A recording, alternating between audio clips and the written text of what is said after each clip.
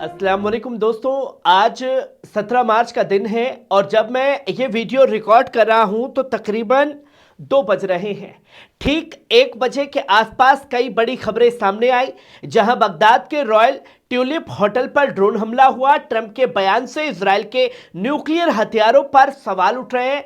ईरानी फौज का ट्रंप को करारा जवाब है और बमबारी के बीच नेतन्याहू का अजीब हैप्पी हॉलिडे पैगाम है और अमेरिकी बेसों के रडार तबाह होने का ईरान पर बड़ा दावा है। दोस्तों, आज की इस रिपोर्ट में हम आपको मिडल ईस्ट की जंग से जुड़ी ये तमाम बड़ी और संगीन खबरें तफसील से दिखाने वाले हैं।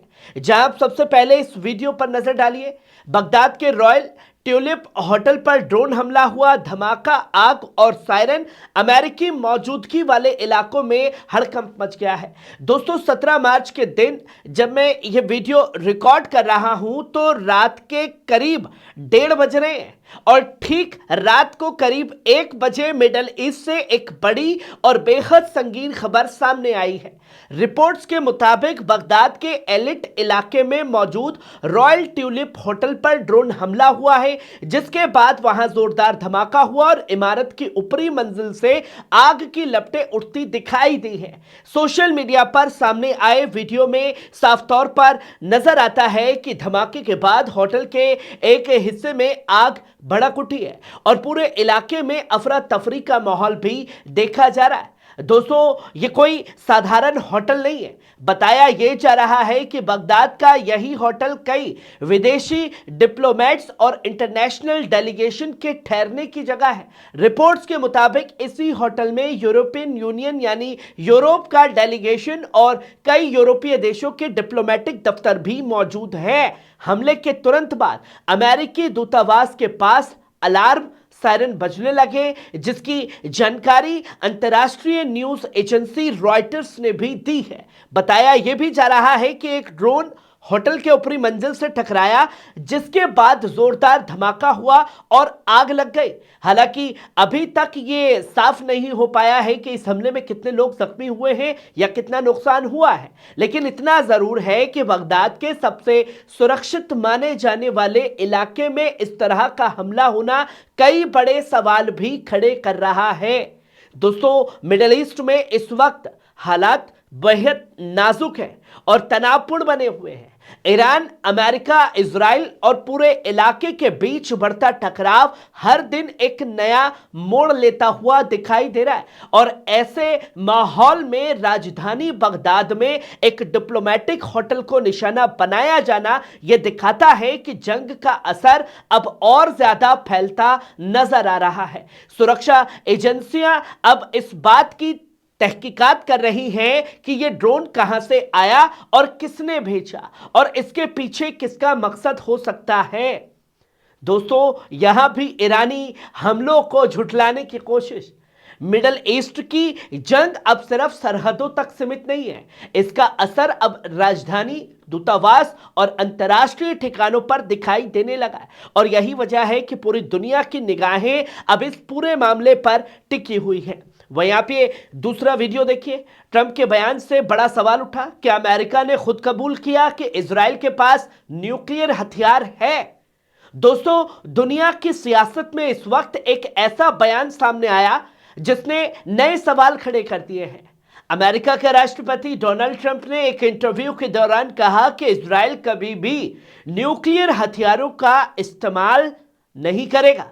लेकिन दोस्तों, इस एक जुमले ने पूरी दुनिया में नई बहस छेड़ दी है, क्योंकि अब सवाल उठ रहा है, क्या ट्रंप ने अनजाने में यह तस्लीम कर लिया कि इजराइल के पास वाकई न्यूक्लियर हथियार है? और जब इजराइल अपनी सुरक्षा के लिए न्यूक्लियर हथियार रख सकता है तो ईरान के ऊपर फिर हमले क्यों, ढिंडोरा क्यों कि ईरान के न्यूक्लियर प्लांट खतरा है, ईरान खतरा है? और जब इजराइल के पास न्यूक्लियर है तो राइट बनता है कि ईरान भी न्यूक्लियर हथियार बना करके अपने पास रखे।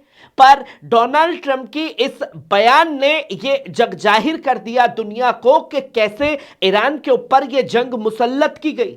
और जब इजराइल के पास न्यूक्लियर है तो ईरान के पास भी हक बनता है कि वो न्यूक्लियर बना करके अपनी हिफाजत के लिए अपने पास रखे।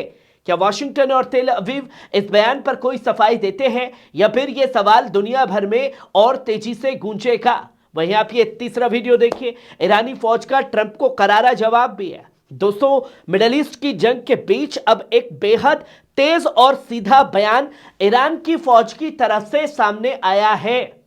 अमेरिका और इजराइल ने ईरान के खिलाफ अपनी मिलिट्री कार्रवाई को ऑपरेशन एपिक फ्री नाम दिया, यानी जबरदस्त गुस्से का ऑपरेशन।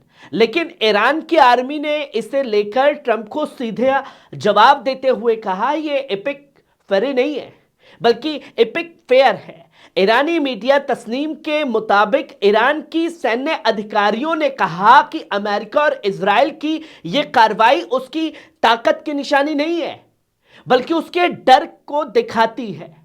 दोस्तों, याद दिला दें कि अमेरिका और इजराइल ने फरवरी के आखिर में ईरान पर बड़े हमले शुरू किए थे, जिसे ऑपरेशन एपिक फेरी नाम दिया। ईरान का कहना है कि यह जंग उन्हें झुकाने के लिए शुरू की गई, लेकिन तेहरान का दावा है कि वो दबने वाला नहीं है।